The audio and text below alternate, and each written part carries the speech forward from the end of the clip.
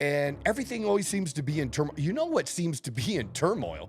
The whole motherfucking world seems to be in turmoil. Think about this. I mean, how bad can Joe be? Pretty bad, it turned out. He was a puppet. Other people were pulling the strings like this, and he would trip it up. We don't like Democrat elites, and we don't like Republican elites. But we have a word for that. It's called savage. And no world leader that's so beneath a world leader. Like, we weren't totally done with COVID in 2022. The backlash from that, we don't believe you, we don't trust you, we don't trust the media. They're outliers. That doesn't mean you should smoke till you're 93 or go. Correct. Like that's not it. Those GLP-1s, I have a different view than some people, and I've helped hundreds and hundreds of people with it now.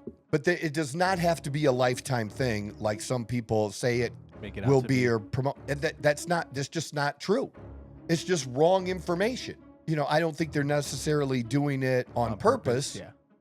You know, like I certainly don't think RFK is doing it on purpose. We know there's a problem. We have 10,000 chemicals. The state of Canada has 400. I'm a person that absolutely likes less regulation, but I'm not a person that says we should have no regulation. You got to remember, I was in an MC. Trust no one.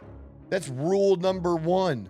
Rule number two is check rule number one. Trust no one. I'm for blending this, but these camps where there's just all this or all this, that's not the answer. You need a why, because there's going to be days you struggle, and you got to have a big why to push through, to have the discipline to do what you don't want to do. And after he thought about it, he goes, you know, you're right. It's just hard to hear. I said, it's hard to tell somebody. That was a big setup for this on an episode of The View, and it's made its round in different news channels. This is Fox News, and if you don't like Fox News, I don't give a fuck. We have to be able to talk about health and being overweight without like bringing up, oh, that's fat shaming. People have fat. That is not who you are. Does not have to be your identity. You don't have to accept that. I wanted to see, you know, for myself, so that I can give the best advice to my clients. And just everybody should be on semaglutide to lose weight. That's not the answer. Okay. Well, your doctor fucking sucks. That's the first thing out of my mouth is your doctor fucking sucks. Healthy lifestyles and healthy eating is not fat shaming. But if it makes you feel bad to hear me talk about healthy eating, that's your motherfucking problem. Are they really being overused or overprescribed? I don't know that. You know, I'm just like, shut the fuck up. You don't even know. You think you read something that somebody's balls are going to shrink and they're going to get cancer and this, like, oh my gosh, shut the fuck up. I definitely go to the gym for my mental health to save the public. I'm here at the gym so you don't die. Doesn't end well unless it ends. Can't just report the fucking obvious. I don't care what a critic got to say. I got them picking up the pieces. That mean you really playing with your life. I'm about to come just a motherfucking jump. Just go. Let's fucking go. This is the Outlaw Apostle Podcast. I am your host, Troy Neff. I'm the fucking guy. The other fucking guy is Chase. Chase. Yo, what's up, man? Brother, man, do you get excited about Christmas or no? Not anymore. I'll be honest with you, the Thanksgiving, Christmas gets me a little depressed. I ain't gonna lie. Yeah.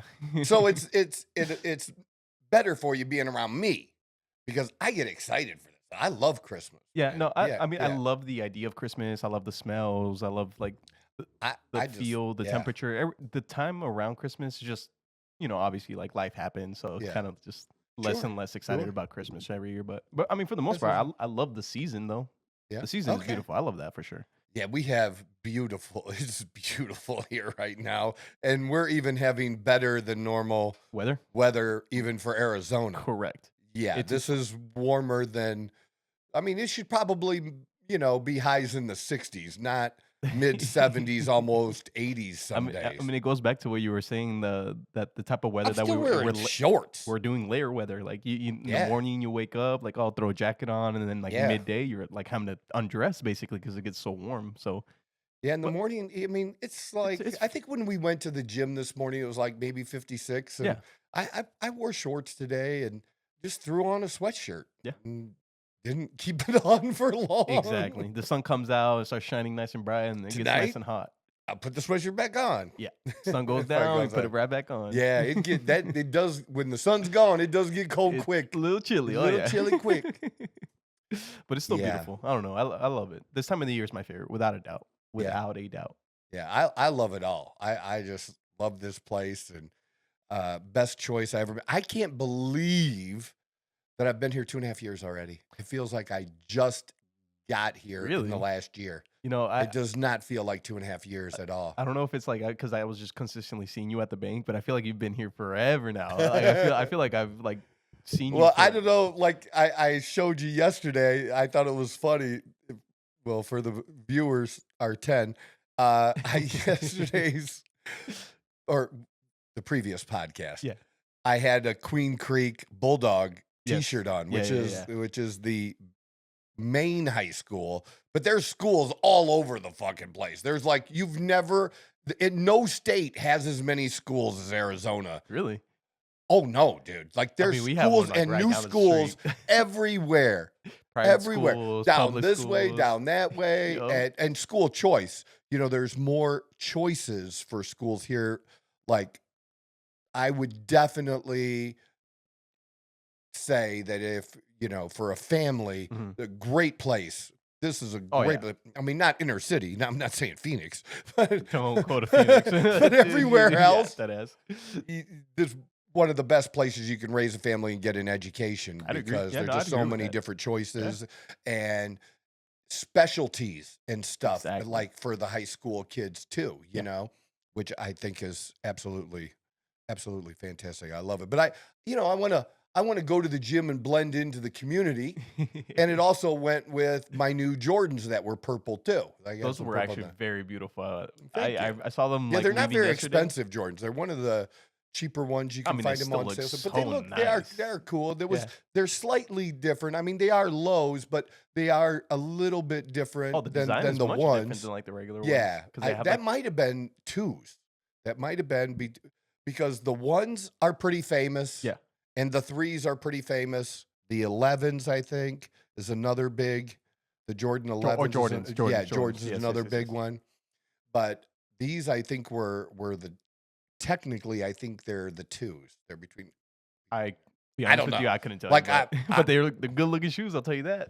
I got a lot of compliments on people like that. Very, very nice. I'm not gonna lie. Instead of having like the swoosh, it has like the Air Jordan symbol on it. Like it's so nice. One of my clients I was talking to, he's like, dude, I think you need a meeting. You gotta get help with the shoes. And he's watching my shoe videos just because he wants to see what I'm saying and stuff. And he's so fun. And then I told him that we did 2 videos to try to record the shoes. We weren't successful, and we'll probably try again because of the whole room of shoes.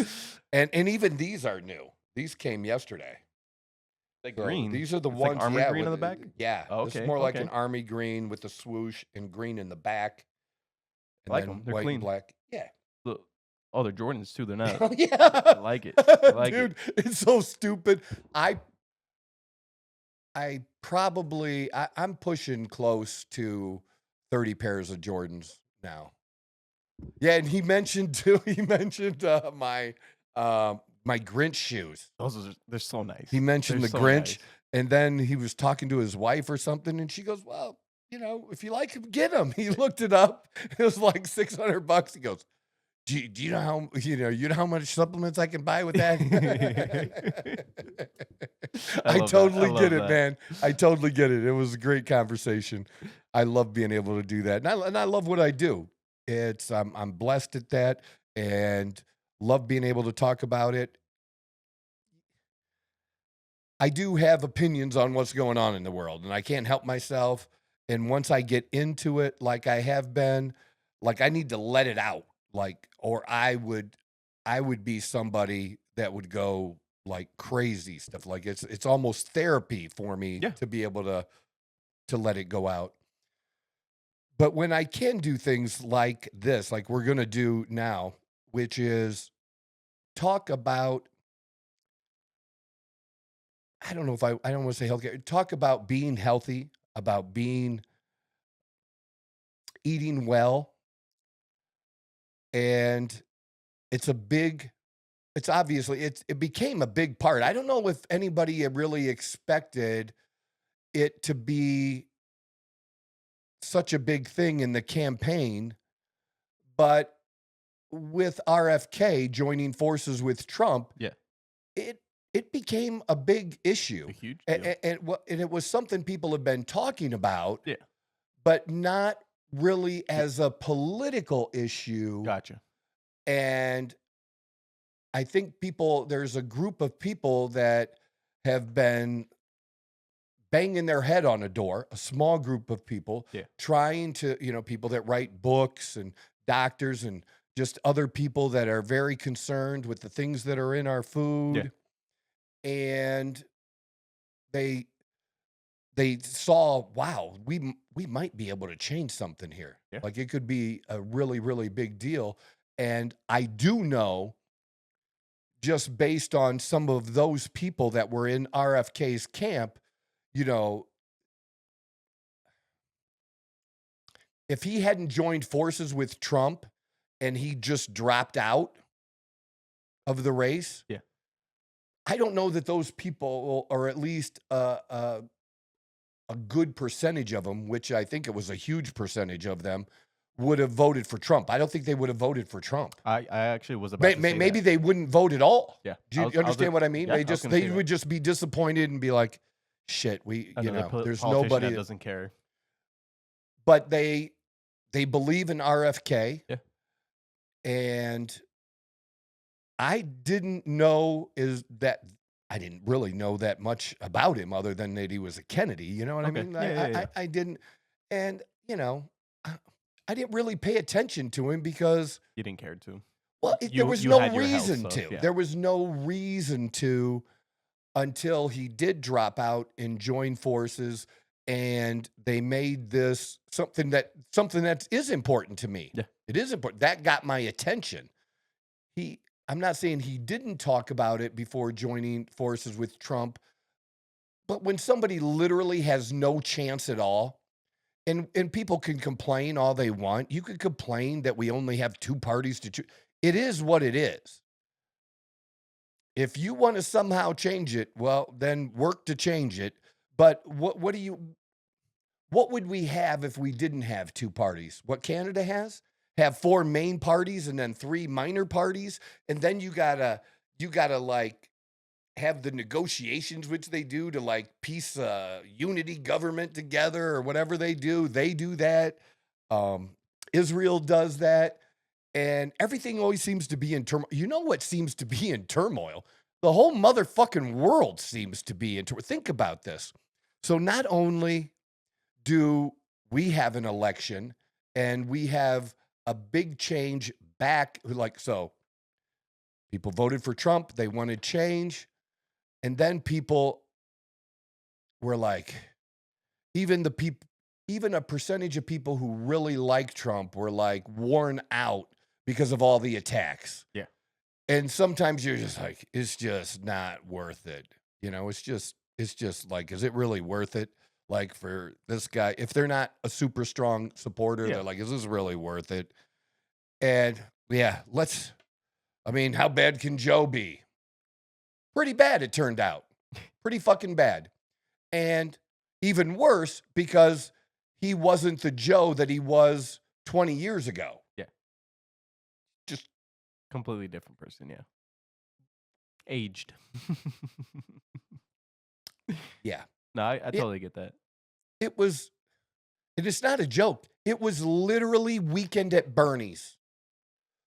He was a puppet. Other people were pulling the strings and like this, and he would trip. It's fucked up, man. It's fucked up. And people are like, oh, this is bad. So, like, please, we were wrong. Give us Trump back. We don't like the elites, and they just don't get it. We don't like Democrat elites, and we don't like Republican elites. We don't like the Republican elites.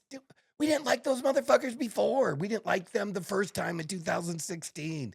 And we don't like what they did standing in the way of the Trump policies and how hard they made it to do good things. And Trump did some really, really good things.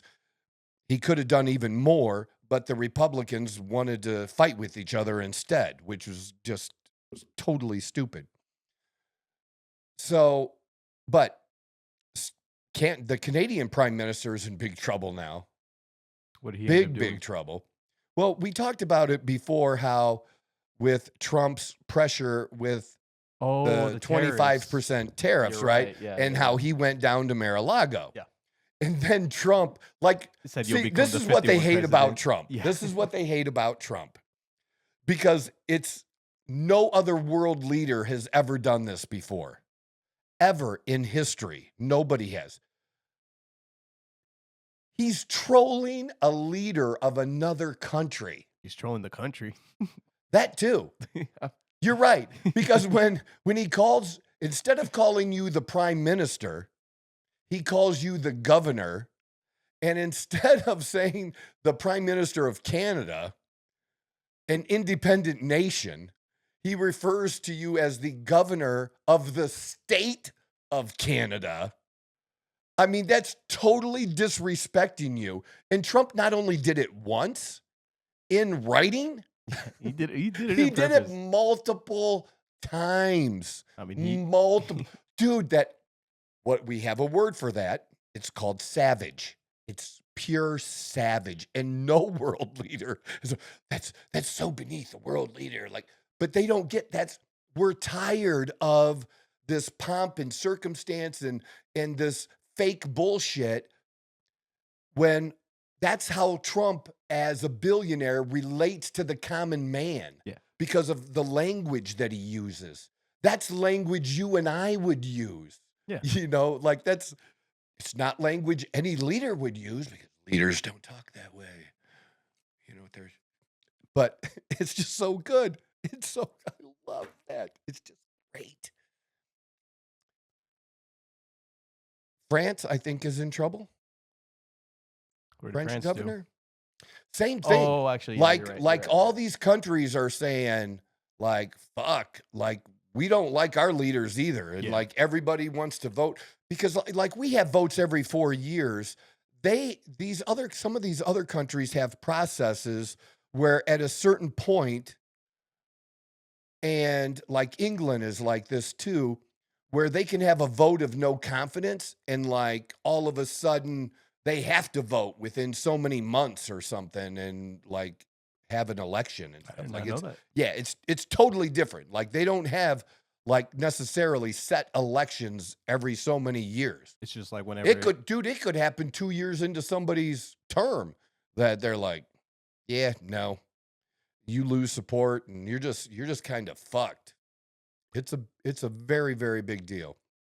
But it just seems multiple countries all around the world, it's leadership. Things are, something's going down. Yeah. So it's changing. It's changing. Dramatic change too. Which just means we're not the only ones that are unhappy with leaders, these proper leaders who have done nothing but enrich themselves and cared nothing about anybody else or the people of the country, and it's just not good. So they're flexing. And Syria. So in some places they're flexing with votes, right? Okay. Of new elections. Yeah. And in some places they got bombs. they're flexing with rebels and taking down a government. Now, in that case, like I said, there's no good side in Syria. There just wasn't. But that wasn't my point, was just all these different leaderships toppling around the world at the same time. That's not coincidence. I wouldn't say so, no. It's not coincidence. It's too maybe it feels like just one other country, but multiple countries at the same time. Now, I know a lot of times people want change. You know, it's a common thing throughout history and elections. People want change. This is a serious change where people were just, and I don't think there was retribution or we weren't totally done with COVID in 2022. No. We weren't totally done with it. And so I don't think the backlash from that came through and it was pushed into this election. Oh, yeah.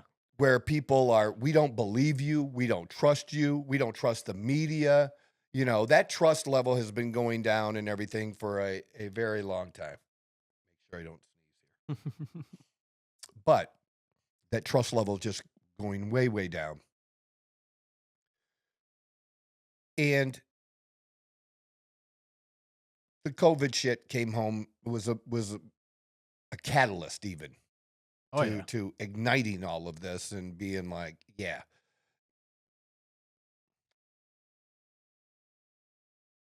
COVID did a tremendous amount of damage to our young people. It did a tremendous amount of damage to the nation's health. And I'm talking our physical health. People not being allowed to go to the gym for a minute. You know, there was this whole thing about COVID bodies. COVID bodies? Oh, yeah. Because, you know, people stayed home from work. They were working remote. Like the they're eating because of the COVID. Yeah, Gotcha. they're eating ice cream and they're, you know, very unhealthy, not moving around a lot. Yeah. A lot of people gained weight during COVID. I wouldn't be surprised. I really wouldn't. Yeah, it happened. Now me, I'm a rebel. I'm an outlaw. And as soon as it hit, they shut down the gyms in February. And I found a place to work out. I became friends with somebody and started working out in his garage. Okay. Because he had enough equipment. Nice. Basic shit, right? Like super basic. But we could do whatever we needed to do with super basic shit. All right. And other people that were in my little circle at the time, I invited them to come with me. They wouldn't do it. And I did it anyways. And that was at a time when I was training to be in 2 bodybuilding shows back to back in early summer of that year. That was the goal. That's what I was trying to do. Yeah. And so I wanted to keep training because at that point, I didn't know what was going to happen other than the gyms closed for a minute, that the bodybuilding shows hadn't been canceled yet. Gotcha. So I wanted to keep training, keep going. Yeah. I had already started, had several months into it, dieting, and then they were canceled. And I to some extent, I slowed the weight loss down a little bit, but it's pretty amazing. I should have pulled a picture up for you to share that. If you look at I took a picture of my body and there had already been changes because I had been, in November of the previous year, I was probably at around 220. Okay. Which is big for me. Yeah. And in middle of February, I was like 197. Wow. Okay. So I had dropped dropped over 20 pounds in just a couple of months. I changed and tweaked some things that my coach had given me and kind of slowed the weight loss down, which also was contributing to muscle loss, and did some things differently, like adding 1 red meat meal a day instead of his stupid chicken and stuff that I just hate, that I've talked about all the time.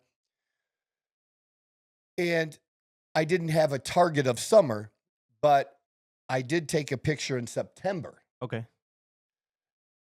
I was still 197 pounds. Wow. And I really need to pull that picture up and give it to you sometime. So I'm the same weight, but I look like two completely different people. Gotcha. That I was around 18, 19% body fat in February, and I was down to 13 to 12 in September. But at the same weight. So I added muscle and lost fat at the same time, which is not an easy thing to do. It's not, but it can be done. Okay, that was after the change. Because you said from November into February, you lost 20. I lost 20 pounds. I didn't lose any. With the changes I made and how I was doing it. Okay, gotcha. Yeah, I made some changes and tweaked things based on my own knowledge and not just listening to this coach. Yeah. And I was able to continue losing fat, but not size. Yeah. Which is what you really want. You want to lose the fat. You want to be, the goal is to be as big as you can be and be muscular and not as much lean. Fat. Yeah. Mm-hmm. And I didn't get into single digits, but I wasn't far away, but I was super, super defined. And it was night and day difference. And that whole journey. So that's what I did during COVID. This is at the first year beginning of COVID, when everybody else is eating donuts. I totally made I went from a good body to a great body. Yeah. Total transformation during that time. And I also did quite a bit of fishing. Love fishing. That's what we did. So relaxing. We take the boat out to go fishing, and we just listened to the whole world on fire with COVID, and just didn't stop doing anything that I normally did, unless you couldn't because of a business or what they were doing. But me personally, I didn't change. Yeah. That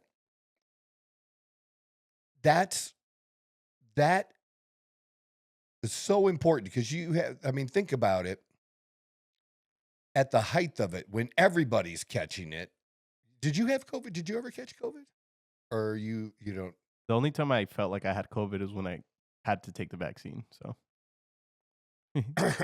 my grandma didn't allow us to go visit her without me taking the vaccine, so kind of forced myself to get it.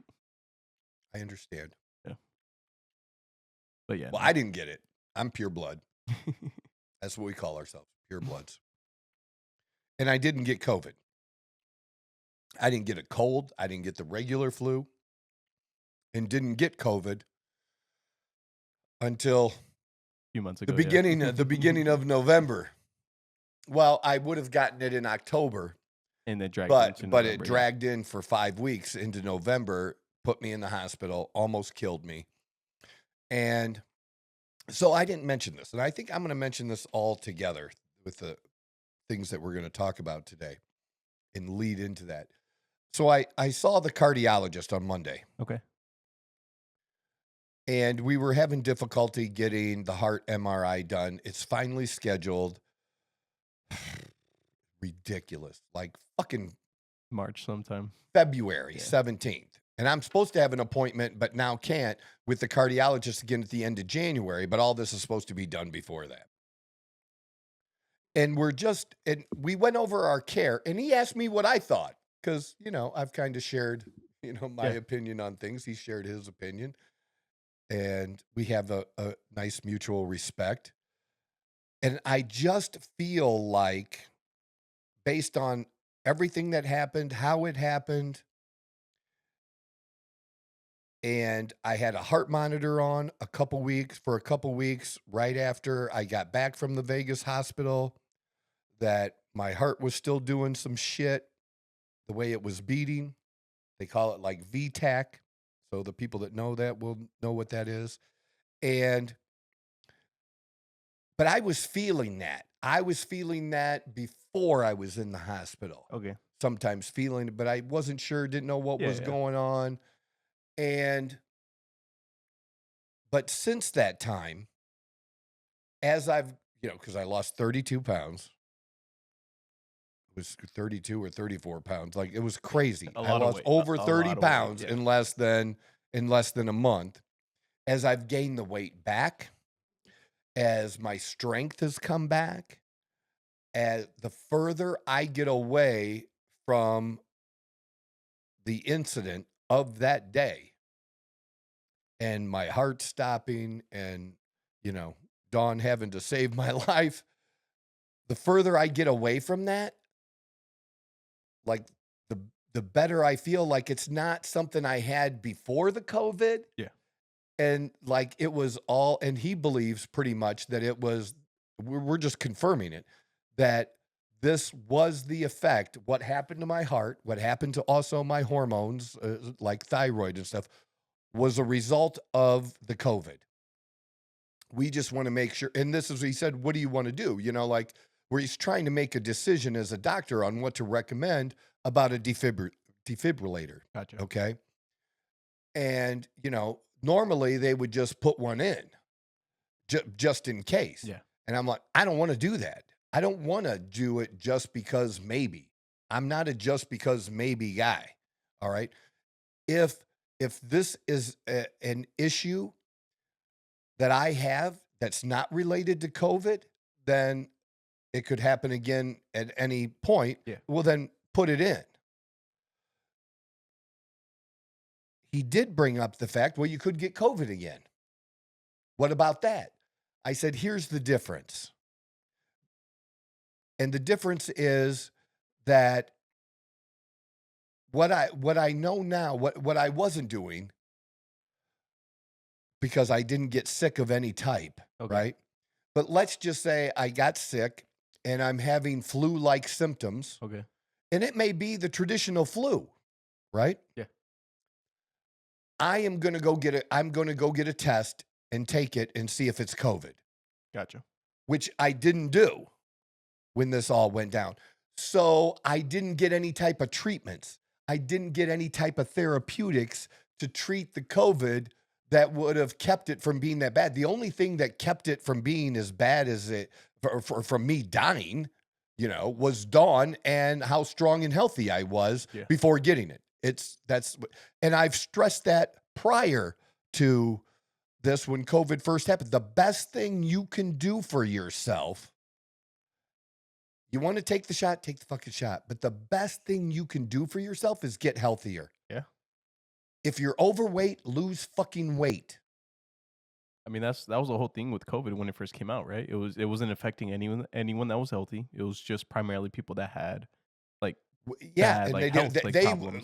it's like, well, we don't want these people to feel like it's just them, so we have to say it's everybody. Dude, that's just fucking bullshit. Just bullshit. The number of people, younger people between 20 and 40 that got it, and the number of people between 20 and 40 that died was a very small percentage. Very small number.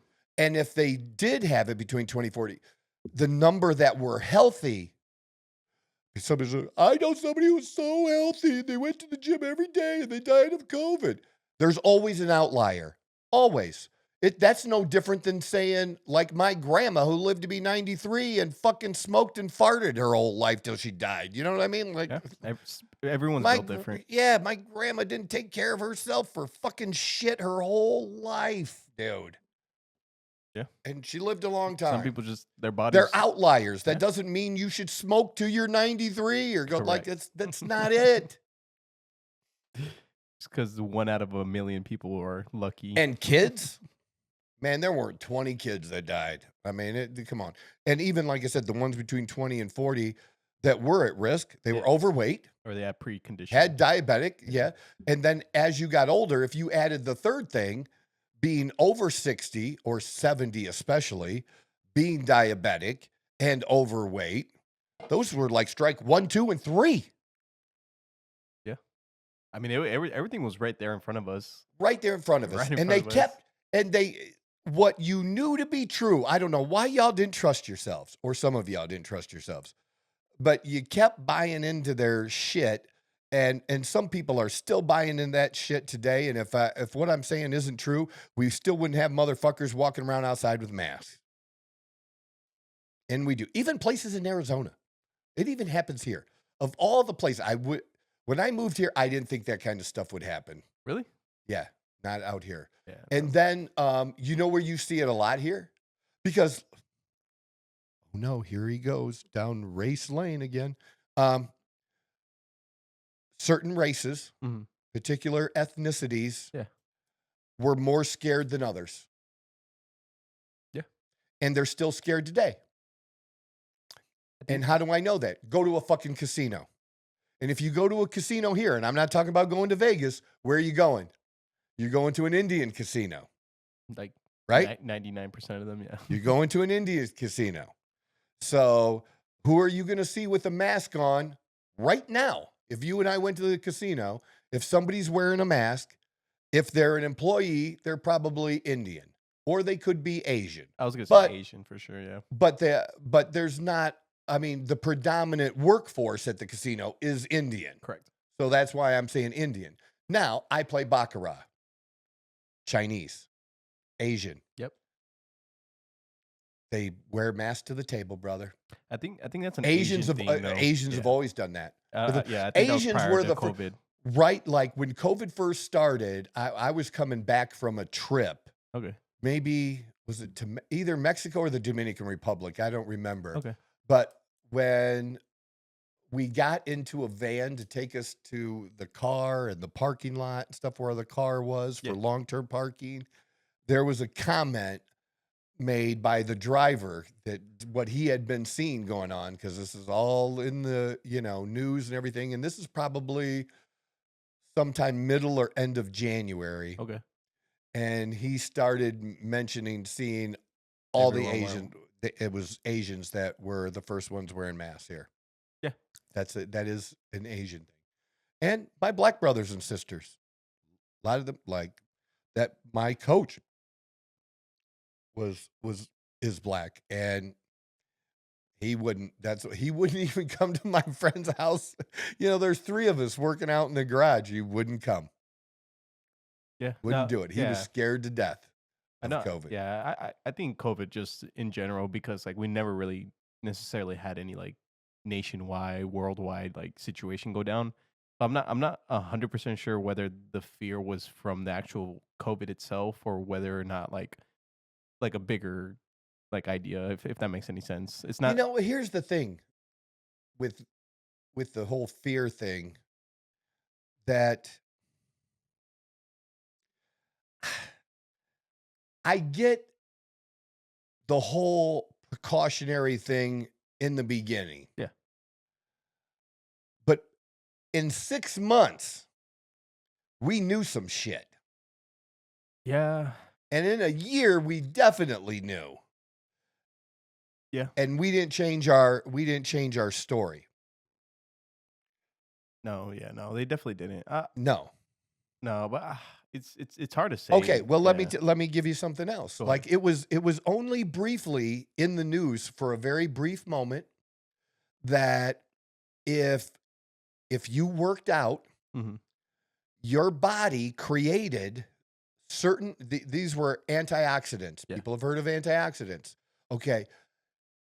These were antioxidants that your body created that you couldn't take you couldn't ingest them. Okay. Okay. Your body created it. And the positive effect that it had in helping protect people. I think it was something about like, because like the big thing was like the lungs, right? Like people with like cardiac like problems and stuff like that. Like that was the biggest thing. Then that's why people were like, the more active you are, the more than likely the more healthier your lungs are going to be. So you're going to avoid situations that too. Like it's that. like it's a whole thing. You're gonna keep more muscle. You're gonna lose more fat. Just everything like the in whole general. Red blood cells, white blood cells situation, and all that. What would have been wrong with having an approach that wasn't just about a drug, the vaccine, yeah, and was also about getting healthy?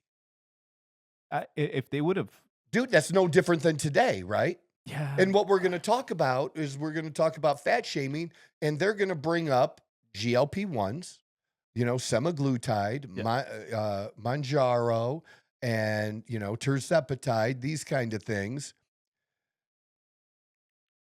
And a very big thank you to those of you last week who hit that subscribe button. That was probably the most people we've hit the subscribe button in a week since we started this, and I couldn't be more grateful and just really grateful for it, really. But we need more. We're not where we need to be yet, and I'm going to keep pushing. I'm going to keep asking. That's what you can do. You know what? That's what you could do for me for Christmas. Hit the subscribe button. I'm the fucking guy. Those GLP-1s, I have a different view than some people because of my extensive, I know this shit. Your history with it, yeah. And I've helped hundreds and hundreds of people with it now and have an extremely high success rate. I'd put my success rate that where I've helped hundreds and doctors who have only helped tens of people, okay, my percentage is higher than theirs. And I've helped more people because I'm including the other things that need to be done. It's a two-prong approach. It's not just the drug, like we just had the vaccine.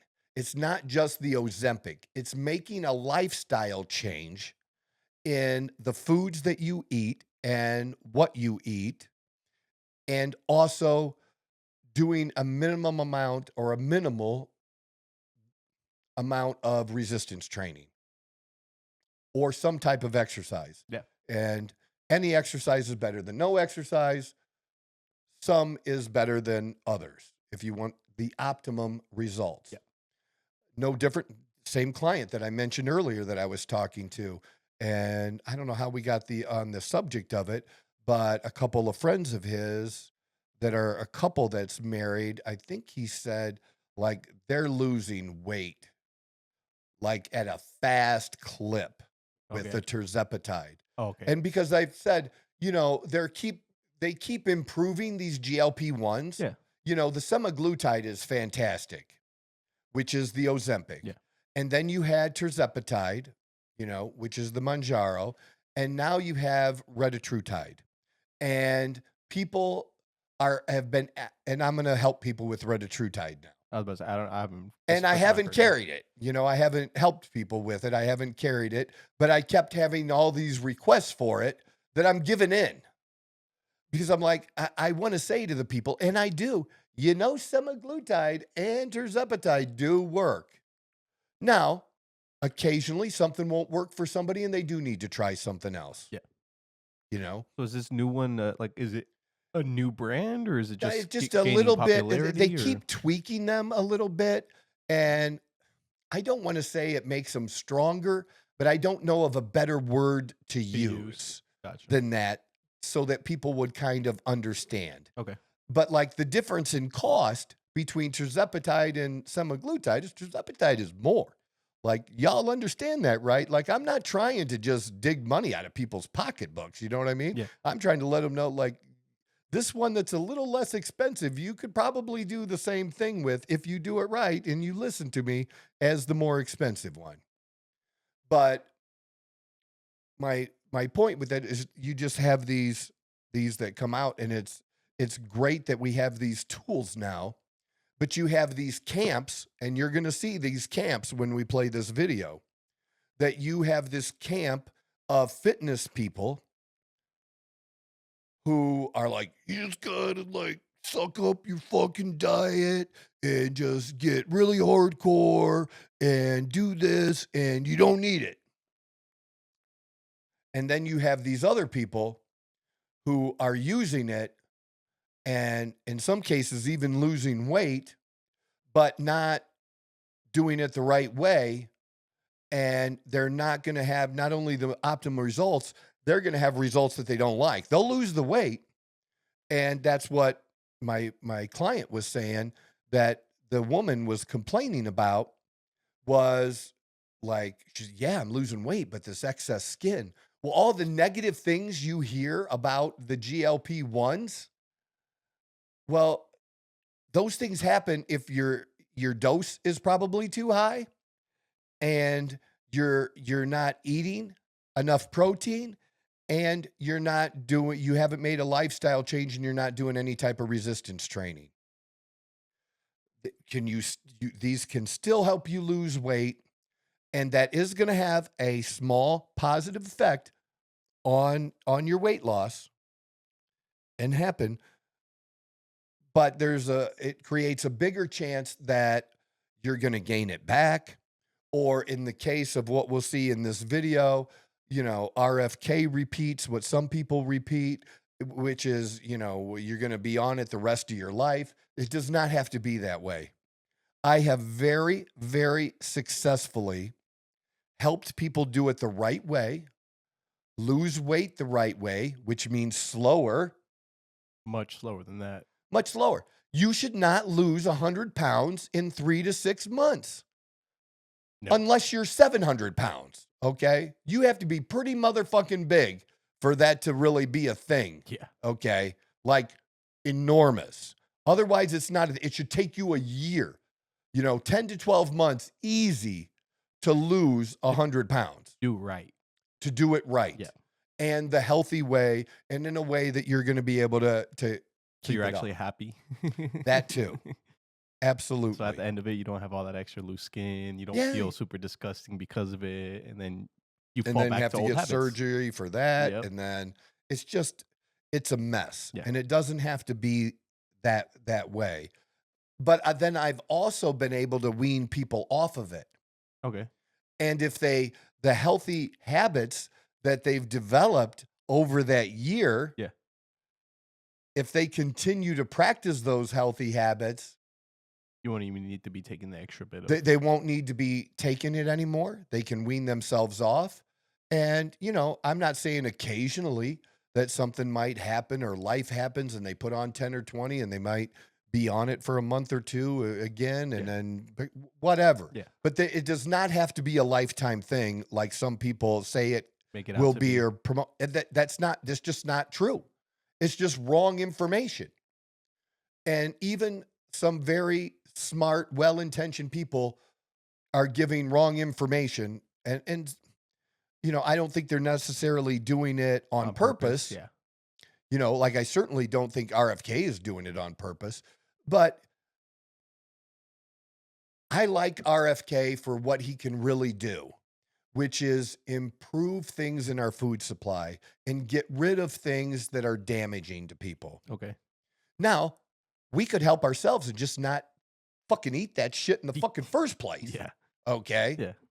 Like, cereal's not great for you. But I grew up with cereal, right? I mean, I grew up. I mean, like, I didn't grow up with eggs. We would occasionally have eggs, or mom would make breakfast for dinner occasionally because we were poor. It's a great cheap dinner. Hell yeah, it is. Okay. And it's good too. Yeah, but but as a kid, you don't know that you're eating eggs for dinner because you're poor. You're just eating eggs for dinner. You didn't care because you got bacon. You love the bacon.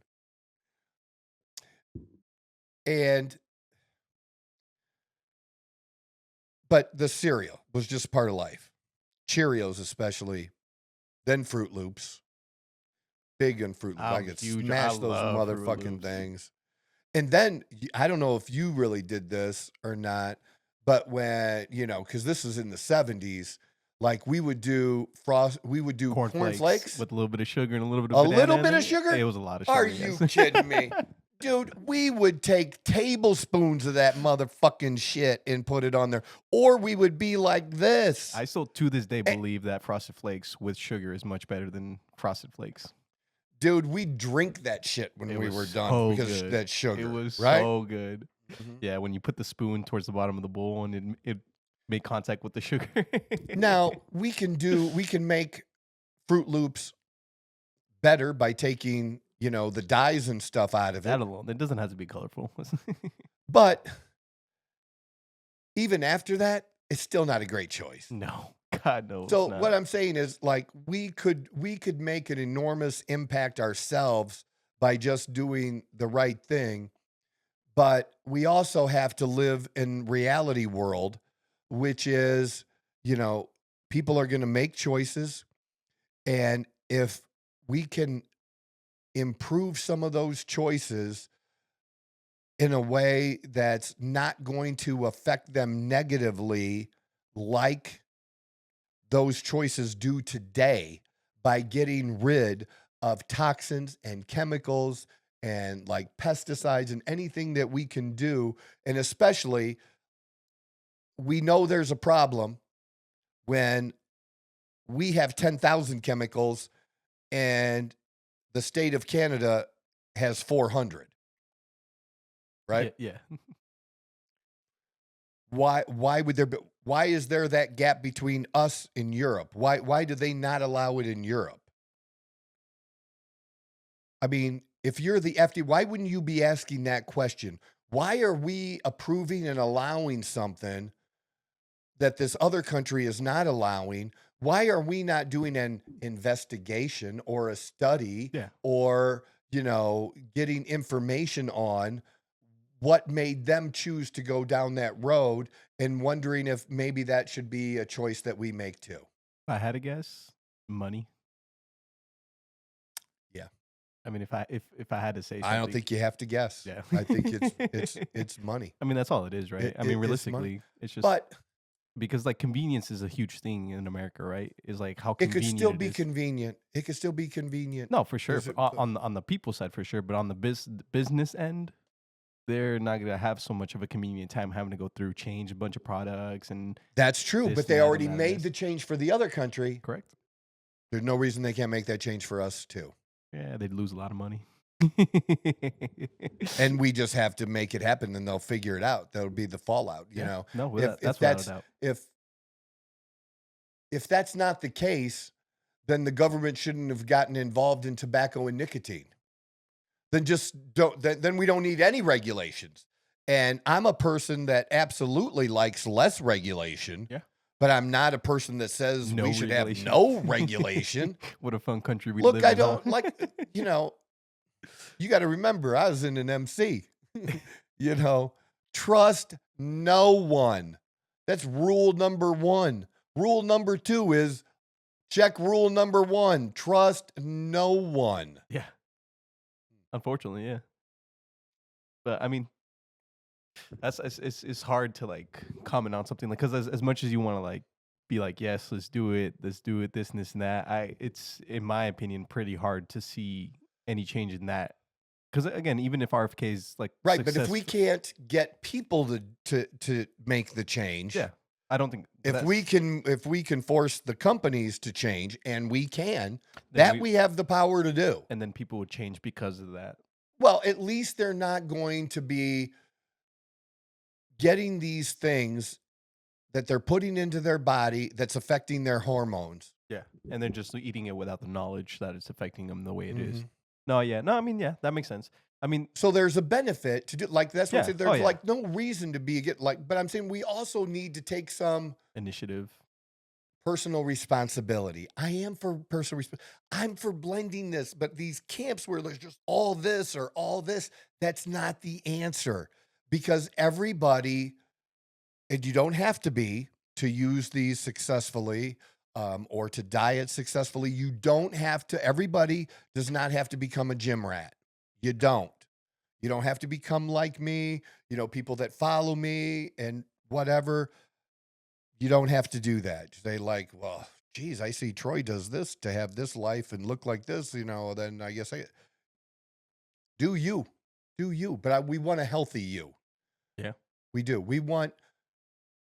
It's a hard thing to say to somebody. So I had client was over 400 and some pounds, maybe it was 450. And he had a young daughter.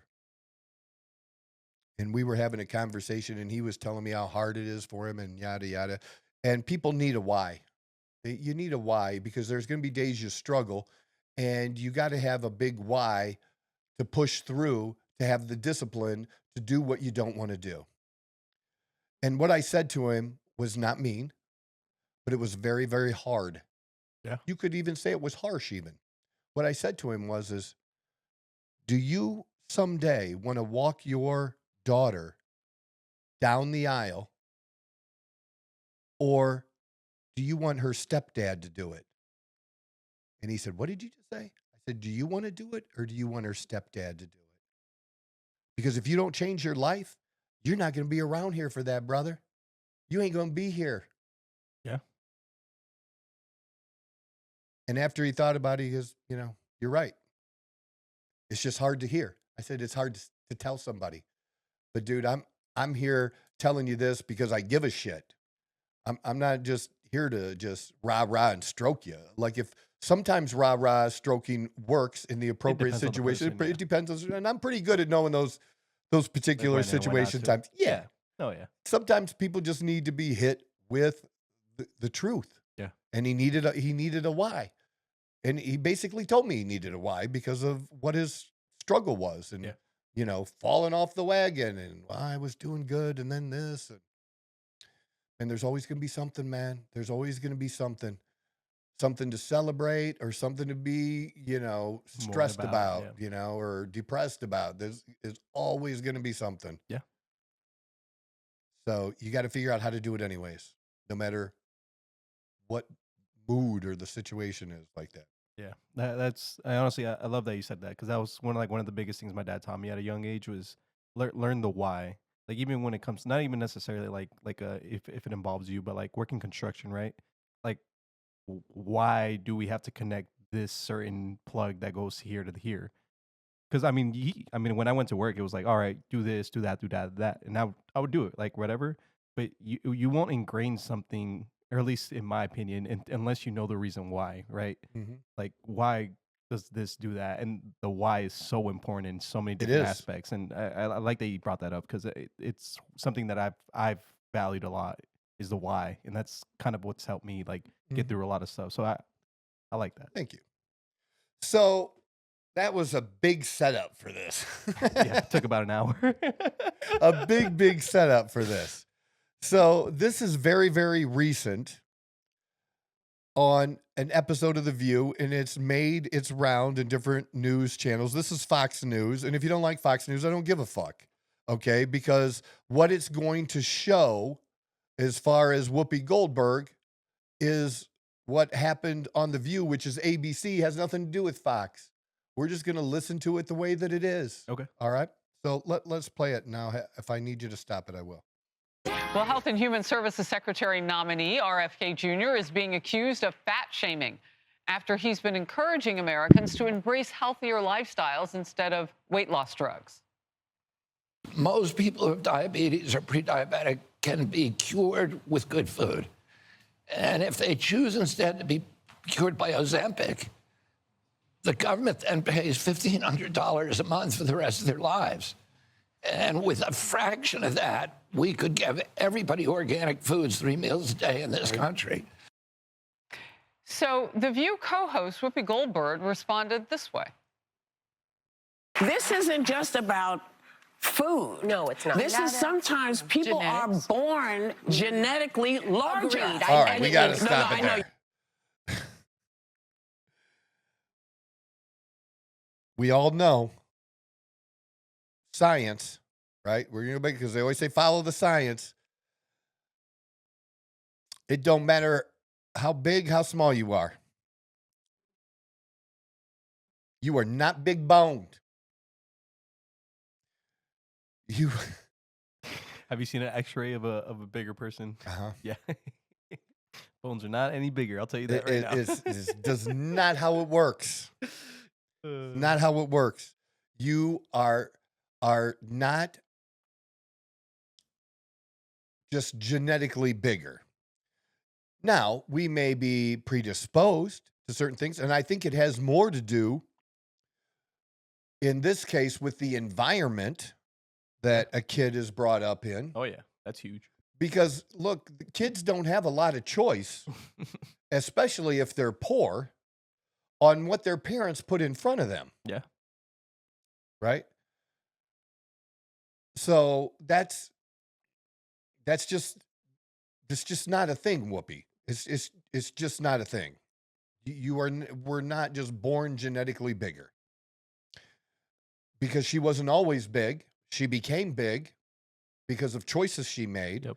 And then she decided to make other choices, which we'll hear about now. But I want to say this to to RFK? That's his name. Because you're setting folks up for shame. Yeah. That's what you're trying. Maybe you don't know you're doing. I'm going to give you the benefit of the doubt. I'm going to say you don't know, you don't realize what you do to people when you say stuff like that, because it doesn't work for everybody. And I'm going to show you, sir, because I weighed close to 300 less than 2 years ago. Yeah. And without the Mounjaro, this would not have happened. There you go. Take it off. Take it off.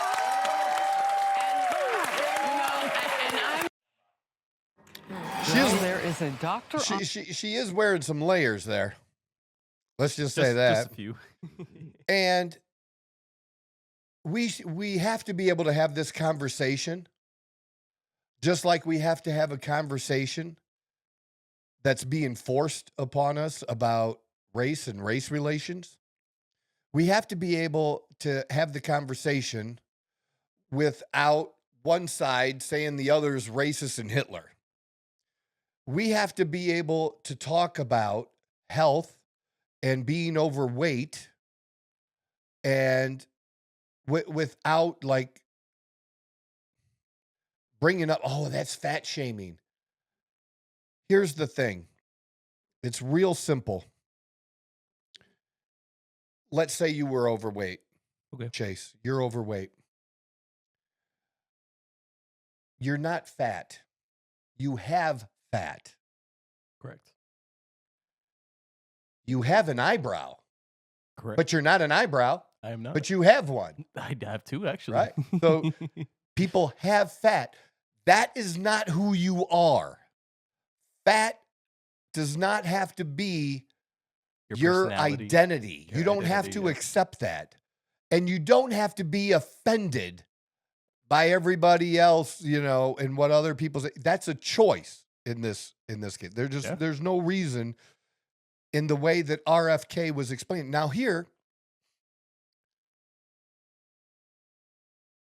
both of them, like I wish I could sit in front of both of them. I get his point about the Ozempic and the cost. Yeah.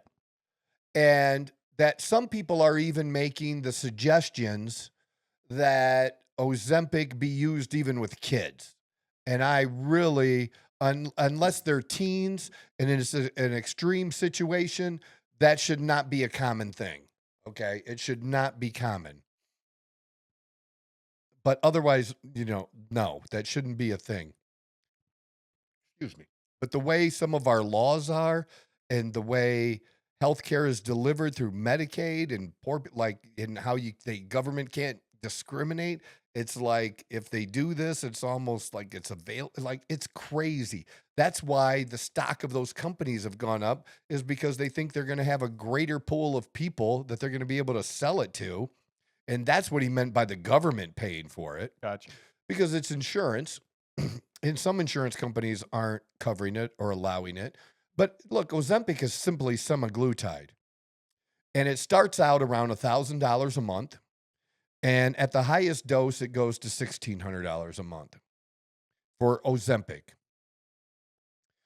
For semaglutide, like the semaglutide that I work with, it's $180 for a 5 milligram vial. And that 5 milligram vial will last about 8 to 10 weeks initially. That same 5 milligram vial, as the dosage goes up, the second one will last 4 to 5 weeks. And if people do get at the highest dose, it'll last 2 weeks.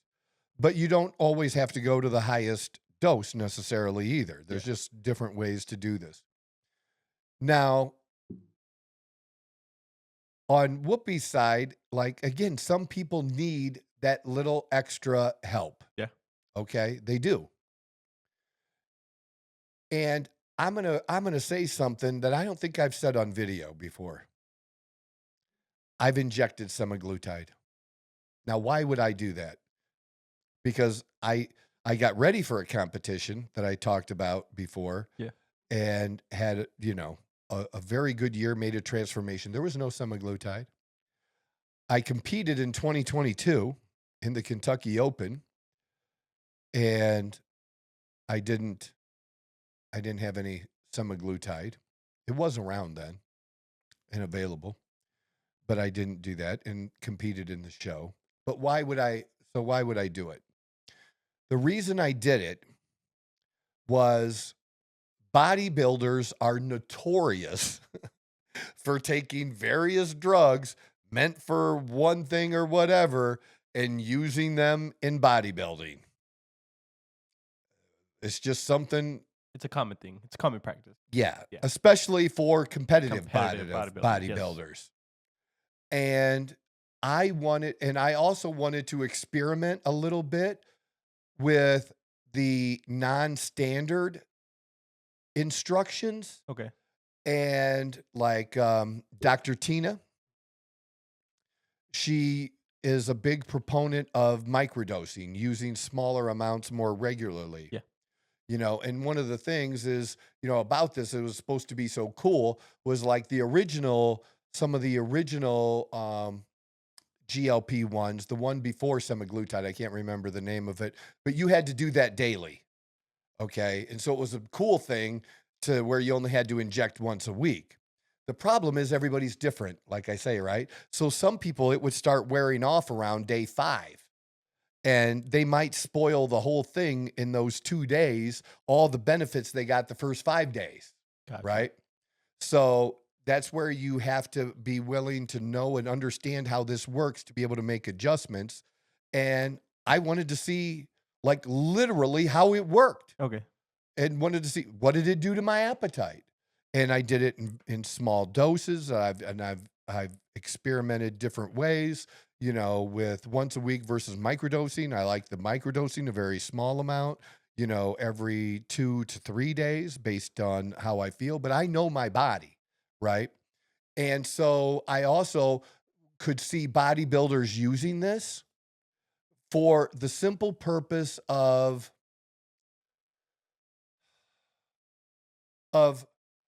it sucks. Every bodybuilder who's ever competed will tell you, whether natty or enhanced, will tell you that there's a period in the diet as you get closer to the show that it's like the hunger and stuff, and because you're cutting calories and everything, like it sucks. And, well, if you're not hungry, you're not dealing with that. If you don't feel hungry, you're not dealing with that. Yeah. And so that's why some will use it for that purpose. Just the loss happens. Now, after having done it myself, I will say that a competitive bodybuilder would need to be very careful, because you don't want to suppress your appetite so much that you're almost not eating, which is what some people do with the semaglutide. They literally are not eating and they're dropping the weight because they're not hungry, you know, and like, no, you still got to eat. And so what's important for a bodybuilder is what? Getting enough protein in, right? And it's important for everyone. And you got to make sure you're not dropping your appetite so much that you're unable to take in the protein you need every day to maintain the muscle as you're losing the weight, and because you want the weight to be fat, not weight. Yeah. Weight, when you lose weight, that's muscle and fat. You want to lose fat. If you're not a competitive bodybuilder, you don't want to lose weight. You want to lose fat, which is why I have my clients do something different that are on semaglutide, and I have them get a scale and also get on that scale every day and track their body fat percentage. Even though it's not accurate, we just want to see that it's going in the right direction. Yeah. It doesn't have to be a perfect number. It just has to be a fucking number, and that number has to be going the right way. That's it. Yeah. So that's why I don't think I've ever done that in a video or shared that on TikTok or anywhere else. But I'm not afraid to share anything about me or what I do. So I have done that. And it's because I wanted the experience myself, and I've just always been a guinea pig and tried shit and see what happens. I mean, it's honestly one of the better ways to do it. It's the only way to do it. That's how doctors do it anyway. So I mean, this it's not like you're doing much. I different. wanted to see, you know, for myself, so that I can give the best advice to my clients. Yeah. and so that they can do this correctly. And so I've done it. And I am capable because I have done it without using it. Again, it's a tool, and it's a good tool for some people that, like, I have that discipline and determination to lock in on something and make it happen. Everybody doesn't. That's just reality. And if this can help people get healthier, it is a good tool.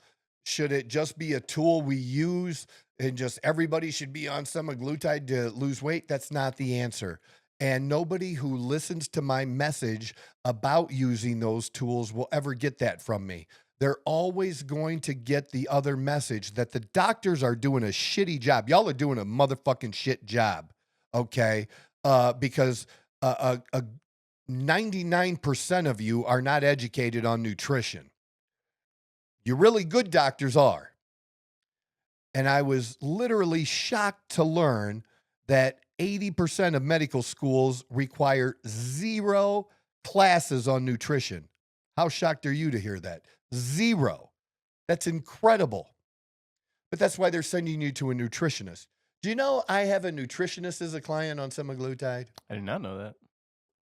If it was just about that, why couldn't she do it for herself? She's educated on it. She got a degree in it. Huh. That's actually really interesting. Yeah. I would like to actually have a conversation with that person. Funny enough, that'd be an interesting conversation. Yeah.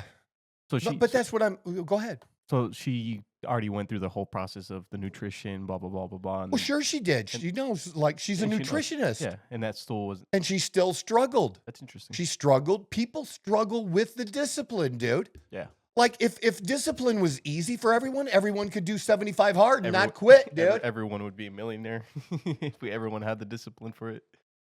I mean, you're not wrong. That was the one thing I was going to bring up is the psychology behind it. Because I think that's, like, because obviously, like, if we follow the list from, you go from A to B and from B to C, then everyone would be successful, right? Mm-hmm. But the human psychology doesn't allow people to go from A to B. Dude, because he's not wrong on the food. I'm not saying he's not wrong about, being able to do it with a diet. I'm not saying any of those fitness people are wrong.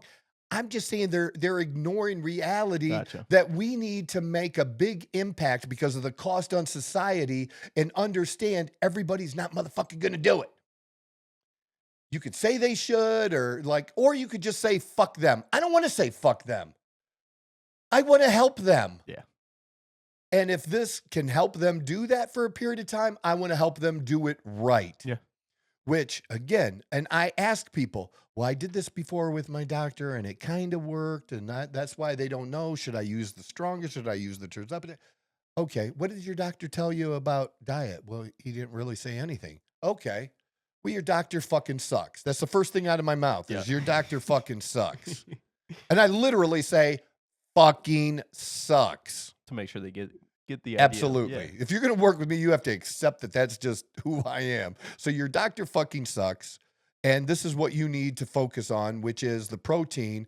And my ratio is, so somebody's 200 pounds, they want to be 140. And so they're 70% of 140 is very close to 100. Okay. It's like 98. Gotcha. So you're going to, so we just round up from 98 to 100. So, but we using 70%. 70% of whatever your goal weight is should be the minimum amount of protein you take in a day. That's the formula for your average person.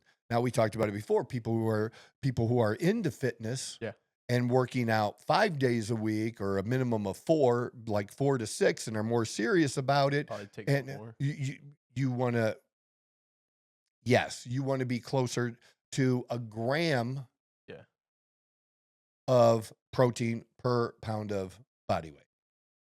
So, like, for me, my goal every day is 200 plus. And that's just a minimum. You can do more. Because, like I said, I'm not going to do 400. Okay, I'm not. Like, it's just not a thing. It's very hard to do too much. But 200. And then that also helps for people that are using these peptides for weight loss, because not only is the drug helping them, keeping the protein helps their satiety as well. Actually, I remember when you said Yes. that episode where you were saying that there is no such thing as taking in too much protein. It's just too hard. Yeah, I did a little bit of research, and I didn't realize that the body actually does will intake the protein for different uses in the body after it's taken the limit of protein or whatever you want to call it. Yeah. I didn't know that, but yeah. And just how it burns it. There's a whole other thing too about that, but I won't get complicated for people. But I see both points of view. Yeah. As far as, the help that it gave Whoopi, and I see RFK's point of view and what we need to be doing to make our food better, and I want that to happen. What she's wrong about is the fat shaming. That you promoting healthy lifestyles and healthy eating is not fat shaming. But if it makes you feel bad to hear me talk about healthy eating, that's your motherfucking problem. Tough shit. Like, the one thing I am super hardcore about, it's amazing in social media, I could tell you. I'm not just a little hardcore about it. I don't just say it. I mean it so strongly that I have to sometimes evaluate myself, because it comes across so strongly that people think I have no empathy. And that's not the case, because I am so strong about, I don't care about your motherfucking feelings. I don't care about my feelings. And if I don't care about my feelings, I sure the fuck don't care about yours. And I don't make decisions. And in fact, when I have made decisions, when you've made decisions based on feelings, I'm going to say that most of the time that led to a pretty shitty result. I agree with that. Relationships, anything, like, you make that determination on feelings. See how that goes. It's not good. You got to get over the whole feeling bullshit. And that doesn't mean you shouldn't have feelings. I'm not saying people shouldn't have them, or that they Can't express the don't feelings. matter. Yeah. You can even express. Doesn't mean that But still, don't. at the end, don't care. What's it going to do? What are you going to do? Focus on that feeling. How is that going to help the situation? It's just not. And we have to be able to have real and realistic conversations, and stop being You can say it. stop being a pussy. There it is. Yeah, no, but yeah, I think, I mean, that's where society kind of starts improving. Like, that's when we're able to have conversations without people being offended, right? Like, it's just like, what's the goal and what are we willing to do to get to that goal? And that's nice and simple, right? Like, and then that's where the feelings get into the place, and then they start getting more complicated answers and this and that. But if we lived in a society where it was, this is the issue, this is the problem, all right, we do it without any sort of feelings or anything like that. But it would also feel very almost dystopian in a way. How many people do you think? How many more people have, like, knee replacement surgery? I've seen it a lot recently for some reason. And what did the people look like? Taller. I'm just saying that anybody can have bad knees for whatever reason. Yeah. But people carrying around weight on those bones, Mm-hmm. Like a limp almost in a way, like they have to like drag their legs and stuff like that. They're more likely to have it. Being overweight increases the likelihood that could happen to you. It increases the likelihood of everything. Yeah. Which was the whole point. Not only could we see a reduction in diabetes or type 2 diabetes, which can be cured, we could see a reduction in the, how people reacted to COVID. Okay. If they were healthy. Heart disease. Cancer. If you eat better, if you eat whole foods, you're going to be less likely to get cancer. Now, it may run in your family, and that still may play a strong role. But what the factors that you can, the levers that you can control, you should. Yeah. And reduce the likelihood. And I'm not saying people should have a six-pack either. No. You don't need to be a six-pack to be healthy. But for men, I would say, especially, you don't want to be much over 20% body fat percentage. Yeah, I think it's like 15%. It's like I don't really get over 18%. Or 18%, I believe the number is. I keep myself in that 18 to 15% range more often. I'd like to be, more often around the 10%. 10%. Yeah. That it's different rules to get there. Very different. It's just different. You gotta be a lot more hardcore. And it just depends on, and I'm willing to be hardcore, but I'm also, I'm a foodie too. I still enjoy a food. good meal. Yeah. Yeah. Yeah. I'm not one of those fitness people that is just chicken and rice and food is fuel. It's not for taste, and I just eat this crap I don't like, and I eat the same thing every day. Well, then go ahead. If that's your thing, man, do it. If that's your mentality, man, that's what you get you through. Go for it, man. Go for it. Me, I'm going to Nobu, motherfucker. I'm enjoying myself. Yeah. I'm enjoying lobster tempura. That shit was good.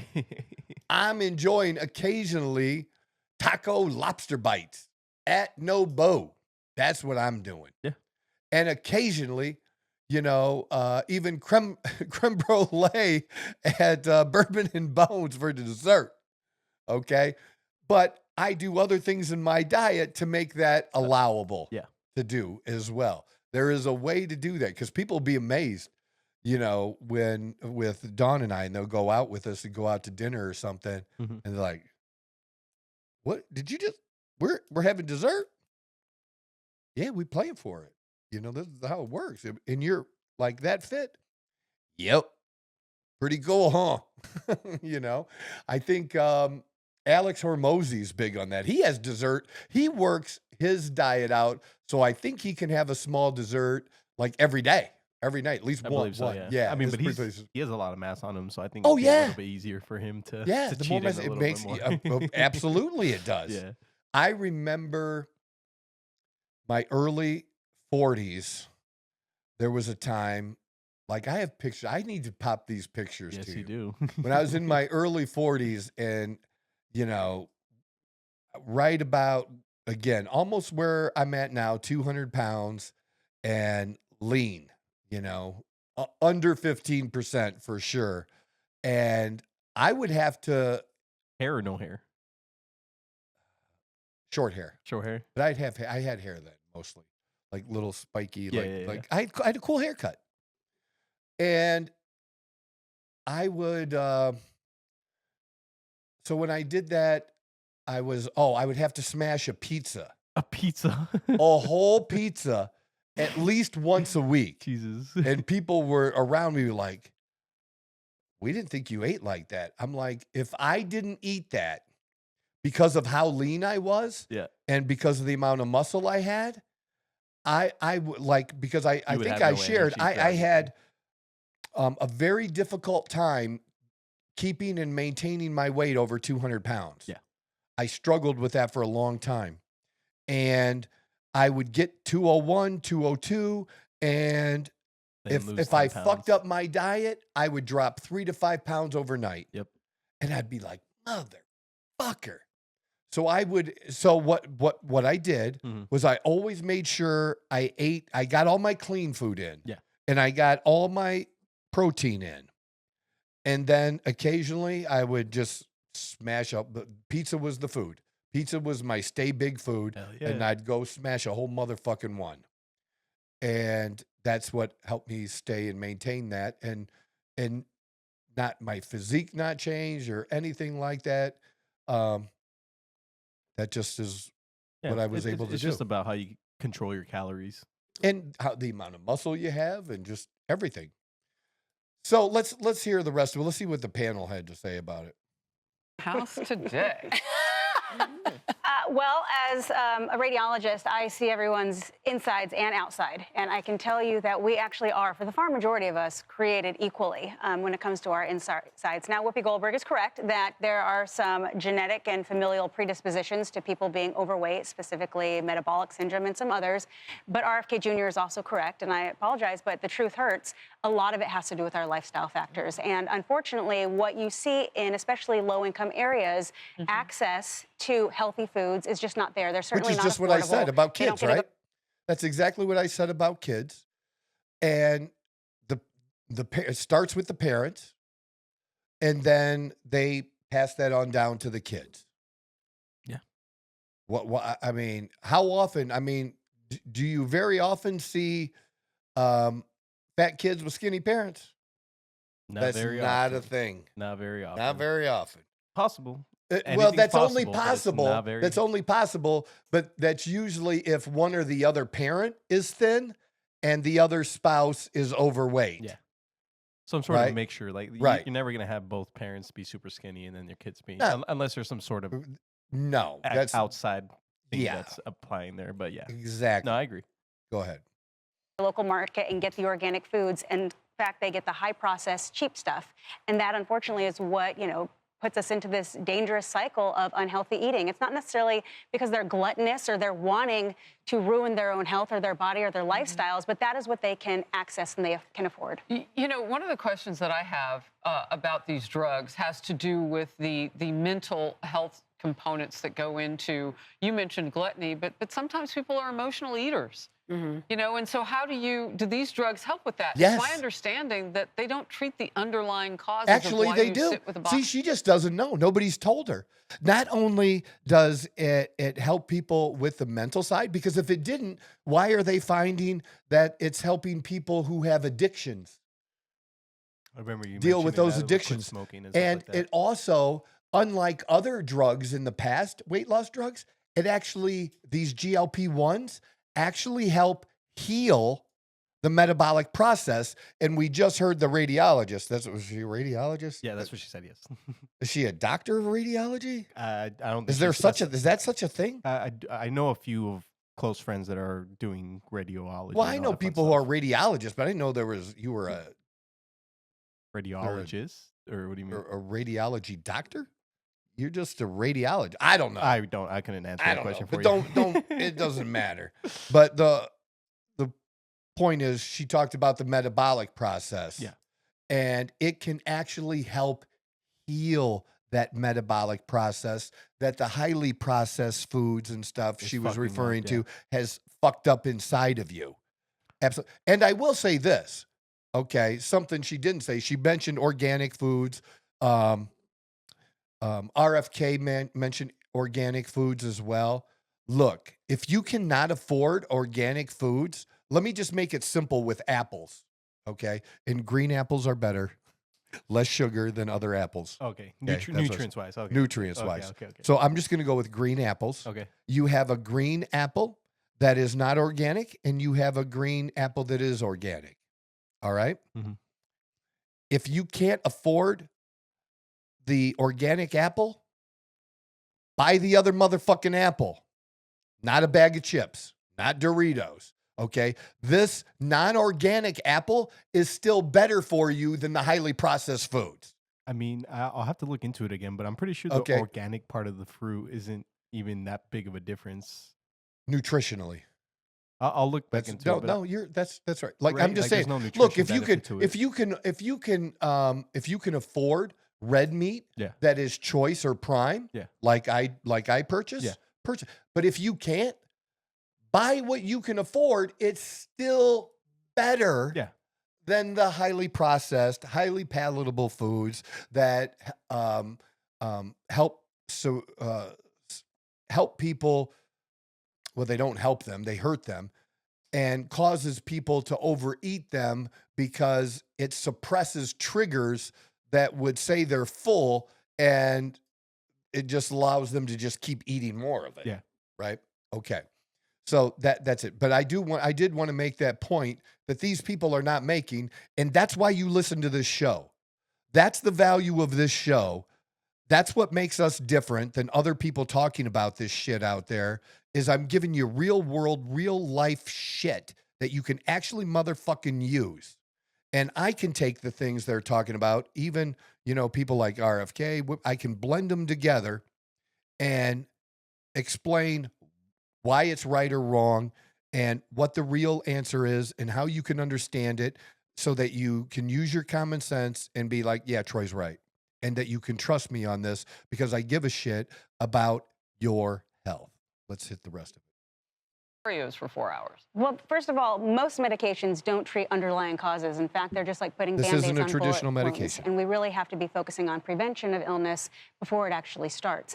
These medications, they are certainly coming with risks. I personally believe that they're being widely overutilized, and we do have to have some fundamental policy being put into place to help people. I don't know if they're being widely... The problem with the use is people aren't getting the proper instruction. That's the problem. Are they really being overused or overprescribed? I don't know that. I don't have the answer to that. I do have the answer to the fact that a great number of people are not being told how to use them properly. And when she talks about referring it to a medication, yes, we do refer to it as a medication. We shouldn't really refer to it as a drug. We shouldn't refer to it like we do typical drugs because your body makes GLP-1. It just maybe is not making enough of it. Yeah. Okay. You could be GLP-1 deficient. That is a thing. That's what Dr. Tina talks about and why the microdosing but she requires people to do a lifestyle change. She does it right. She's a doctor that does it the correct way and talks about the diet and talks about the exercising and that kind of stuff, which is absolutely important. And it is a big money thing. Yes, I get that, but we can't just dismiss it, and we shouldn't dismiss it because it works too well. It's one of the best things that work. It's one of the more safer things that work. And again, if people are having issues with it, or if you've tried it and you had issues and symptoms using it, I can tell you it's probably based on the dose. You need to adjust the dose. It most likely is your dose is too high and cause those things to happen. And other things are you're not doing your diet right. And again, like I have talked about the fact that you need to do resistance training, right? Okay. If for some reason you can't walk, you should walk anyways. Walk. You don't need to run. You don't need to fucking jog. Okay. You don't need to do Stairmaster. What you need to do is walk. And if you can't walk very far, walk in a circle. You know what? Walk to the mailbox and back. Tomorrow, walk to the mailbox and back. The third day, walk to the neighbor's mailbox and back. If you were able to do it the first 2 days easier. And then go down to the next house, the third house, walk to their mailbox and back the day after that. It's baby steps. Dude, and if you only walk for 2 minutes, because that's all you can walk for 2 minutes. Eventually, those 2 minutes. You got to start somewhere. Yeah. You have to start somewhere. Start wherever the fuck that is. It doesn't matter what other people think about it or any of that bullshit. It just matters that you start. And if you don't start, you're going to be in the same motherfucking mess a month from now, 6 months from now. But I guarantee if you start and you keep at it, you will be better a month and 6 months from now. You will. So the choice is same or better, but you got to start. You always got to start. It doesn't have to be perfect. You got to start. So that's where this is just like, and think about it. These people, I'm not gonna hammer them. They're trying to say the best things they can say based on their knowledge. They don't do this every day. I literally do this shit every day from about 6 in the morning till midnight. Every motherfucking day. Most people, they're just given the best and based on information and things they've heard and this person here and this person's opinion and who they trust. They're just trying to do their best, but that just shows you the amount of misinformation's out there and why I said, like, you can't, even misinformation is free speech. You just have to, you know, I can't say ban these people from saying this because some people think I'm wrong and I'm not. Who gets to decide that? I'm just trying to get the message out. And again, that's where your help comes in this show and subscribing and getting your girlfriend, your boyfriend to subscribe, get your brother to subscribe, get your coworker to subscribe to the show so we can get the message out to more people, because I'm giving you better information on this right now than Fox News and ABC. Go ahead. Try to live healthier lifestyles. And the people who can, they are taking these medications, but they're also changing their lifestyles. They're exercising, they're eating healthier. Right. But for a lot of people, they're not. And they certainly are not, they're not going to help the underlying mental health issues. And in fact, they've been investigated that they're making mental health issues worse in some people taking these medications. So RFK Jr. on weight loss drugs now. Can we pop that up? The first line response should be lifestyle. That's exactly what Dr. Sapphire is saying. It should be eating well, making sure that you don't get obese, and that those, meaning the weight loss drugs, have a place. Ian. Yeah, I don't remember Whoopi Goldberg being upset with Michelle Obama's school lunch plan back in 2010. There was no fat shaming there. It's always the person delivering the message for the left than it is the message. And I think that, you know, as we've talked about, this is something that can be, in large cases, helped with lifestyle changes, right? I mean, not only by things like exercising and eating right do you improve your physical condition and your overall health, you also improve your mental condition and your mental health. I mean, it just, for people that exercise regularly, they know this. They know, you know, nothing, when you have a good workout to start a day or a run or whatever, I will give him you feel that. I definitely go to the gym for my mental health to save the public. I love that. That needs to be on a shirt. That's a gym shirt if I've ever heard one. Yeah. I'm here at the gym so you don't die. I love that. For your safety, not mine. Yes. During that day. If you're just resorting to, well, my first try is going to be this drug or that drug, you're losing a lot of benefits mentally as well as physically, and what you could do to preserve your life going forward. Look, I want to talk about the politics of this, because it seems that as Donald Trump is putting candidates up for different secretary, cabinet positions, so on and so forth, that there is a natural push. This sort of can be put in that box, Tammy, although, you know, Whoopi shared her personal experience with weight loss. So we ask in our Fox poll, would you confirm RFK Jr. as the Health and Human Services Secretary that Trump has chosen? 48% of Americans would, in fact, confirm RFK Jr. as HHS Secretary. Tammy. Yeah, I think ultimately we know we've got two competing issues here. We're a society that wants immediate results. We get upset when the internet doesn't give us what we want in 5 seconds as opposed to 10 seconds. We want immediate satisfaction and gratification. The idea of discipline, going to the office every day, right? Getting up to do a run, plus the number of Americans on psychotropics dealing with mental health issues, handed out like candy, where you've got, it's over 60% of Americans are on some kind of impact drug on our bodies, on our brains, which then affects depression and our energy and our motivation. So we've been given pills as solutions to things, as the cheaper solution.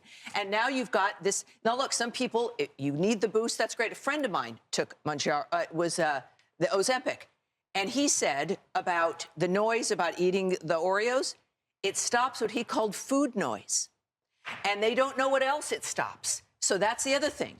But the bottom line is Americans want solutions. We know it's not working. Well, that's fascinating. And we want, but it's about discipline and alternatives and inspiration by someone like Bobby Kennedy. So I mean, depending on how often and with who you have in your life as a doctor guiding you, maybe it can shut down some of that mental, which is huge. How stupid do you have to be to not understand that being overweight is unhealthy? It's heart health, the heart Oh my God, disease did rate she in just this say country, that? because of obesity. And you mentioned in the break about heart. Here, we'll play it one more How time for the stupid do you people have to in be the to back. not understand I that don't being overweight is disagree with her, unhealthy? It's but heart health, the whole heart issue is fat Fat shaming, shaming. and the hot chick in pink comes out with the how stupid do you have to be. That's just funny to It's me. hilarious. No, It is kind of funny, hilarious. right? I like it. No, it was perfect timing. Honestly, it really was perfect timing. rate in this country because of obesity. And you mentioned in the break about how COVID, how more people Number were one susceptible precondition. to dying. Having COVID was being overweight. So this Those are isn't kinda fat nice shaming. heels, This is too. wanting a healthy America. Right now, we have an obese America. The overweight. Don't forget, people, the I'm a number of overweight misogynist. people in this country are astronomical. I too have lost weight. I remember what it felt like to be overweight. It was an awful feeling. Yeah, it So was I can 10 speak on fucking behalf of pounds. those that have Get been the struggling fuck with outta weight here. loss Not and overweight. yo-yo dieting my Good entire God. life. It sucks. I mean, it just does not feel comfortable, but you feel so much healthier. Get out there and exercise. That's what parents need to be teaching kids. Kids are on their iPads or on their iPhones. We're raising future fat kids, honestly. And I'm not fat shaming. I just see so many children that are overweight, and I think that's so unhealthy. Well, you got to start them young. The data backs up everything she's saying, but I also want to say it's very unfortunate what they're doing, like on The View and other ones, where all they're doing are praising these medications. While they do have a place for some people, there are also some serious consequences with it. And just in the last month came out that some breast cancer patients, their chemotherapy get is the not as fuck outta effective there. Wow. if they're on these medications. Yeah, we so don't we know just enough. don't know. We really so we don't. have to move forward. You know with what? caution. Just Yeah, that's stop what I it. was I saying, don't need depending any on- more of that. Look, we know everything we need to know. We know enough about GLP-1s because of how long they've been around. Yeah. That what she just said was bullshit. Total bullshit. This is not new. Okay? And they've been around for over 10 years. And y'all were okay with the vaccine. How tell me about that vaccine. What was the study on the vaccine? How long was that? Maybe a few days. You know what I'm saying? You know what I'm saying? Feels like a 6 days. Oh, get the fuck out of here with that dumb shit. You know what I mean? Like, but there were other things that were similar to it that they had an idea and this and that they used that. So Some good old guessing, no? yeah, that's just You gotta love it. that's just total bullshit. No, but I love the way that I don't know her name, but that last little bit, I love That was funny. She delivered that so well. I loved it. Unbelievable. Oh, They would do that. So the bottom line is, I do like the last quote that they had with RFK. Yeah. You know, and you know, I've never said it was for everyone. I've never said it was for everyone. And it's no different than testosterone in the way that when people talk about ways to naturally increase your testosterone. So again, another client over 400 pounds, right? Was low T, and the doctor didn't want to treat him. Wanted him to make lifestyle changes first. The client did. Dropped over 100 pounds. And his testosterone level went up by like 50, you know? And it was still incredibly low. Yeah. It was still low. It's good that he made that change. Absolutely. It didn't solve the problem. And for most people, it's not going to. All right. Yeah. So they need to be done together. They need to be done together. And the lifestyle changes have to be done with the peptides. Have to be done with it. That's the thing. That's the truth. And I'm glad I was able to share it. I enjoyed that. I really did. I like it when you get passionate about your peptides. I can tell that you really care about it. Well, I do care, and I just care about how often it's mischaracterized. It's no different. It makes me insane when idiots make comments in certain fitness groups and stuff and want to be basically clickbait trolls and say certain things about testosterone and steroids, and they have no clue what they're talking about. You know, I'll be completely honest with you. Before this podcast, I definitely would have been someone to piss you off, because I had a general knowledge, but I had no idea how deep. Well, and it's like you know, I'm just like, shut the fuck up. You don't even know. You don't even know. Have you used? Like, you don't even know. You think you read something. You think you read something that somebody's balls are going to shrink and they're going to get cancer and this, like, oh my God, shut the fuck up. Like, you want to be natty. I don't care. But don't be talking. I mean, I'm always like, stay in your lane. Yeah. You know, I don't go out of my, like, I'll harass a natty who's being an asshole on purpose. On purpose. I'll bully a bully, but I'm not searching for them. Yeah. Okay. They started. Because I don't care. I don't care. I'm totally good with that. If your testosterone levels are healthy and you're good and you're 29 years old and you don't need it and you're good for you, man. We're happy for you. But because of the things that are done to our food, a whole lot more guys are not as healthy as they should be. And we know now that it is coming from the chemicals, from the pesticides and the plastics. We do know that are having a tremendous effect on both men and women, their estrogen, their testosterone conversion to estrogen, and their overall testosterone levels. We know this. We've been seeing it. I've been seeing it because I deal with it literally daily. I don't deal with coughs. I don't deal with the flu. Okay. My clients aren't coming to me for, Troy, like, I got this rash on my foot. My clients aren't coming for me. I don't know shit about rashes. Okay. I had something skin-wise on my foot and I thought it was a certain thing and it wasn't. It was some other type of skin thing, and the doctor gave the stuff that I was getting over the counter was absolutely never going to solve the problem. He gave me something else and boom, it was gone. Yeah. Because he was a specialist in that area. He knew about that. People come to me for shit about hormones. That's what they come to me. And overall health, you know, fitness, diet, those kind of things. And I do consultations. I'm not giving you a meal plan. I'm not telling you how many ounces of fucking chicken and rice and broccoli to eat. I'm not doing that. But I'll help you focus on your protein. I'll help tell you to get rid of certain things. I'll tell you that maybe you need to think about going to zero alcohol, because what you're going to, if you do have alcohol, everybody lies. Let's just go with that. Okay. Most of the people, you know, you could almost double whatever they tell you. Well, I just have a couple beers on Saturday. Yeah, a couple beers every hour for 4 or 5 hours. Okay, let's just be honest there. And all the good shit you're doing all week, you just totally fucking blew. How important is it to you? And if it's not important to you, okay, I'm just letting you know that how your results are going to be better if you're willing to do that. Yeah. Dawn is the best example I can give people of that, you know, and me, you know, being an alcoholic, I was into fitness as an alcoholic. Yeah. But I mean, this is just how, like, addiction is so fucked up. Addiction is so fucked up that I would be drinking like low sugar cranberry juice with my vodka, you know, low sugar or almost no sugar lemonade with my vodka, you know, whatever I could find do. An excuse to. Well, why do people drink Michelob Ultra? I couldn't. Why are people, men especially, why y'all drinking chick beer?